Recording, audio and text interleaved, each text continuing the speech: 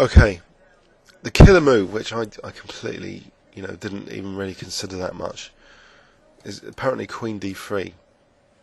So if knight takes, not recapturing, which gives white nothing, but actually knight G5, and look at this, Queen H7 mate is threatened, so that wins the tempo. Not only that, the knight's eyeing F7 as well as H7, so F7's a bit of a problem now. And all moves seem to be, black's going downhill. If I give back the knight to distract the queen a bit, it doesn't really help. Queen takes E2, and I've still got the problem of F7, which is very difficult to do something about. For example, okay, say Queen G6, Bishop takes F7, Rook takes, Queen E8, showing, look at this terrible development. That row weaknesses, I'm getting mated on F8 now. Isn't that funny? So, so it's just a diabolical position to have here. There's no protection around my king. And alright, let's look at G6. It doesn't take on C3 again. Rook takes F7. Now, where's the knight going? If I take, this is just looking absolutely horrible. He takes the knight, so he's going to take the rook next. So say this computer variation. So I'm going to be the exchange down, or rook down soon, if I don't give up the queen. So Queen E6 apparently the best move, but that's not very nice. Giving up the queen. So it's a crushing move, this Queen D3.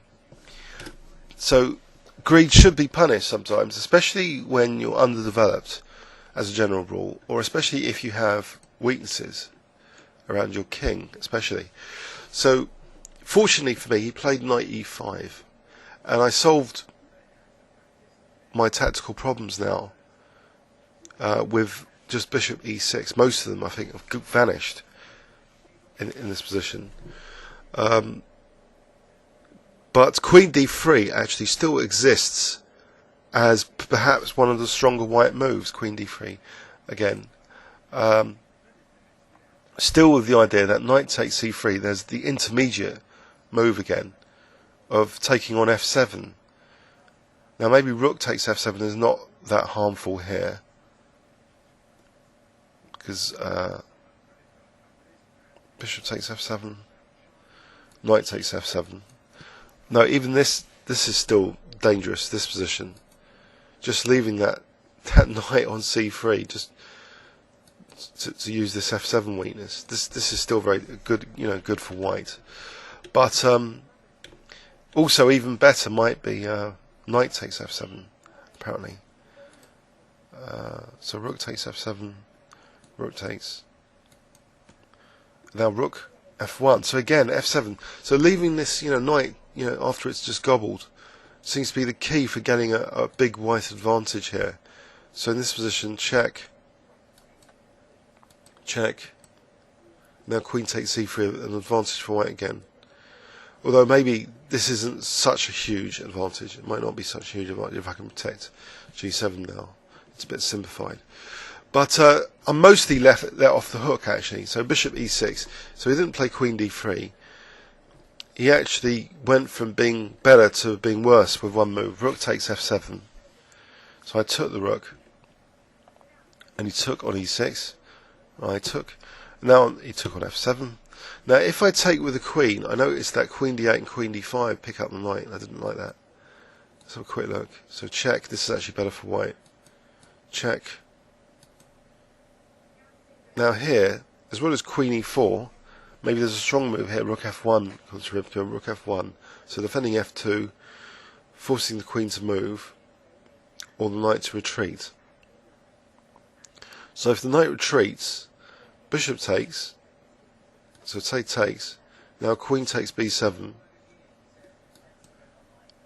And now queen takes D7, otherwise the rook was going to be lost. And it's a big advantage for white. Look at this terrible pawn structure. So basically, I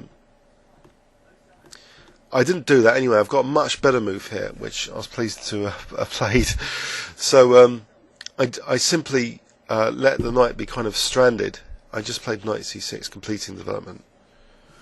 So now there isn't such a bit weak back row. And if the knight tries to get back, it gets gobbled anyway, because knight takes c3 now. So I'm attacking the knight. So it's great. This position is just a miracle transformation after knight c6 from what was technically a lost position if the right moves had been played by white. So f7 turned out to be a quick way of attracting an unsound attack, provocation. So he played queen e2, and I just gobbled with the king now.